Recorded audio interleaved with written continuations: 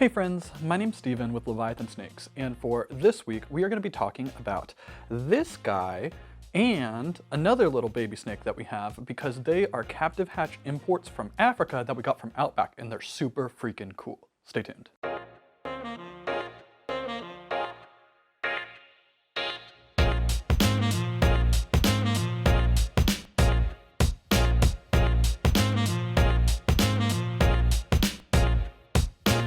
For most ball python breeders in North America, most people deal with captive bred ball pythons.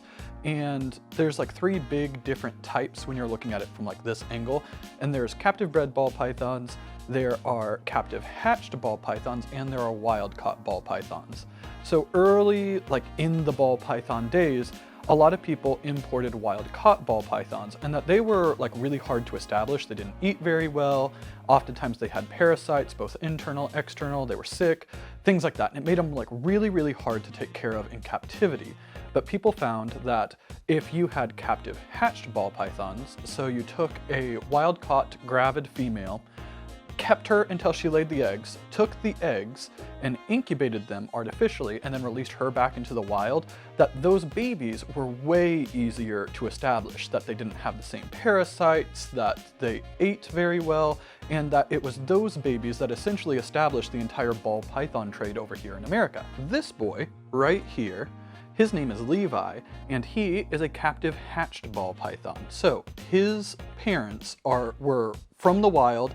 We don't necessarily know if they found like his clutch in the wild or if they collected his mom from the wild while she was gravid and then incubated the eggs afterwards, but we do know that he himself has never actually been in the wild.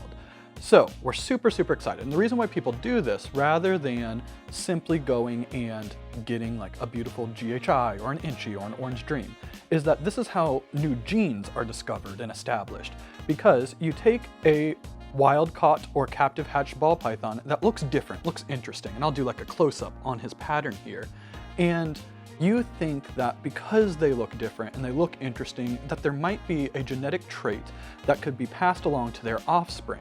So what you do is you take your wild caught captive hatched dinker ball python and you breed them to another animal, and if the babies come out looking like this interesting one, then that proves that the gene is an incomplete dominant or a dominant gene. But if you breed them to, let's say, a normal ball python in this situation, and all of the babies come out looking like a normal ball python, that doesn't mean that the interesting appearance isn't genetic, it just might mean that it's recessive. In which case, if it's recessive, you need the homozygous form of the gene in order to have a visual phenotype. So, this boy, he's a little baby. So it's gonna take him about a year before he's breeding size. And once he is, we are going to pair him probably to our visual clown female. So the reason why we're doing this is that because clown is a recessive gene, if there's only one copy of the clown gene, all of the babies are gonna look normal. So we're gonna very easily be able to prove if his appearance is incomplete dominant or dominant, and we're not going to have another gene kind of muddying it up, making it harder to identify. While clown is in the mix and it will be heterozygous, it won't have a visual influence on the babies. So we're super excited by him. The story for it is that we went on to Outback's website, and Outback Reptiles, awesome people. They are one of the biggest importers of ball pythons in America.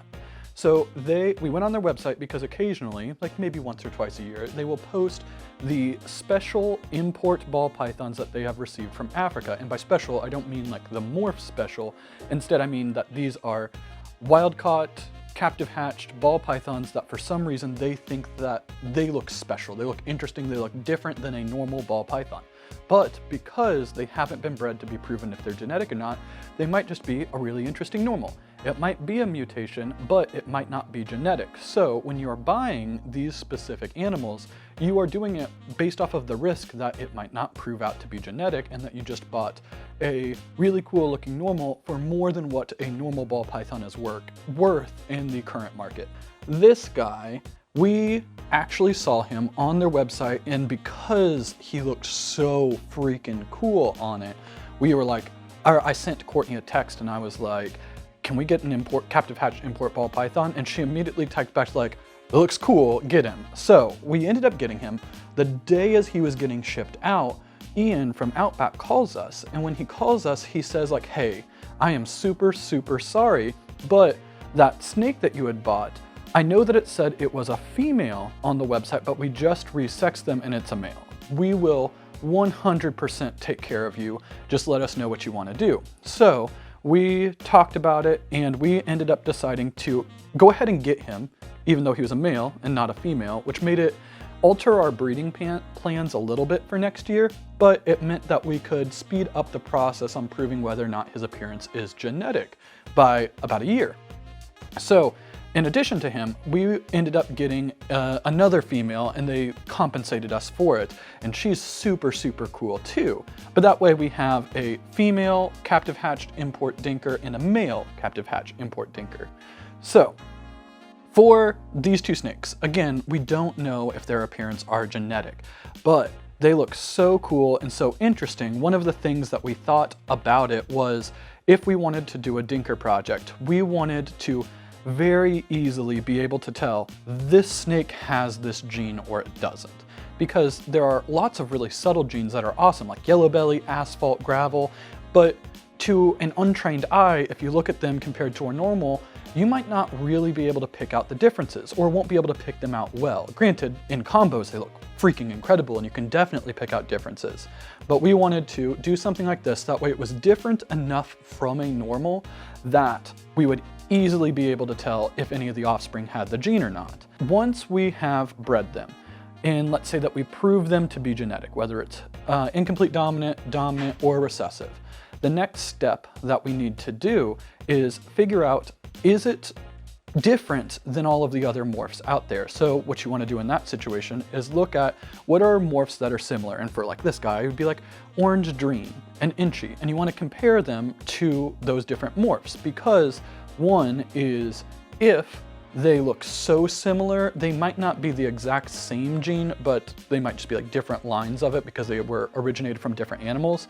And it doesn't really establish a morph, like a new morph like we would want to. But with him, especially compared to Inchy and Orange Dream, his like strong black back, his dorsal pattern or dorsal stripe or whatever you want to call it, really, really makes it different than both Inchy and Orange Dream, which tend to band over the spine. So once we have figured out that it is genetic and it's different than any other morph, we want to see what it looks like in different combos and if it's interesting and if it does really, really cool things that we haven't seen before. And at that point, if we can prove that it's genetic, prove that it's different, and prove that it's freaking cool, at that point is where I feel that a new morph can really, really take off, because plenty of people can prove out that a dinker gene is genetic, but that doesn't necessarily mean that the market will respond and want to spend thousands of dollars on a gene that's so subtle it doesn't really change any other combos or do anything, even if it is genetic. So we are super, super excited about raising these guys up, and about a year from now, we'll start pairing at least him. It'll be about 2 years for our other girl, Rosie. But we are super excited to see what happens, and we'll definitely be making a follow-up video to show the progress through our 2 dinker projects. So if you guys are not subscribed to the channel, please do so. Please hit the like button, leave a comment, all of that stuff as normal YouTubers say. And check us out on Instagram. We post there every single day. Send us a message, talk to us. We love making new friends. Anyways, we will see you next time.